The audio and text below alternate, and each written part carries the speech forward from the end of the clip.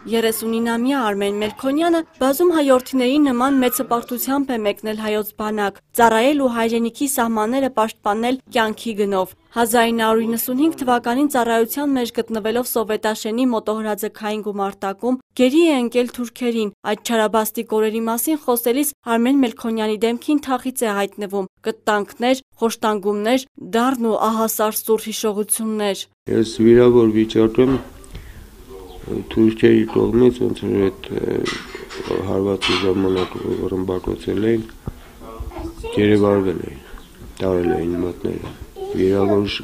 վիճակում մի տարի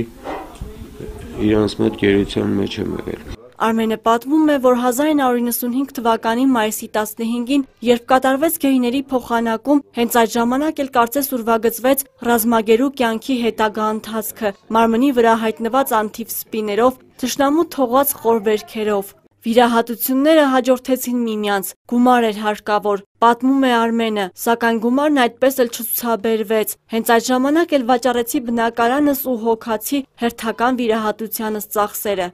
Տարի Խաչի իրանց միջոցներով առաջ օգնություն այդ վիրահատություն արավ, որ գողրավեմ։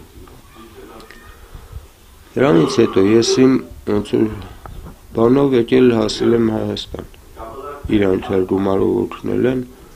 4 վիրահատություն տարած ազատամարտիկը ստանում է երկրորդ կարգի հաշմանդամության թոշակ, սակայն բնակարանից զրկված առողջական լուրջ խնդիրներ ձեռք բերած Վարչով բնակարանում ապրող ընտանիքատեր Արմեն Մելքոնյանը նշում է, որ հազիվ են հասցնում այդ գումարով փակել տան վարձն ու կոմունալ ծախսերը, իսկ զավակներին հայոց բանակի վաղվա զինվորներին մեծացնելու համար ապրուստի միջոց է հարկավոր։ Այստեղ էլ առողջականը չի ներում, աշխատում է օրվա հացի համար, գիշերային ժամերին հացի արտադրամասում, բայց եւ այնպես վիրավոր օրգանիզմն արդեն սպառել է իր ուժերը, չի կարողանում դիմակայել, ինչպես մի ժամանակ ինքն էր անսասան կանգնում սահմանին։ Լարիսա Լավերդյանը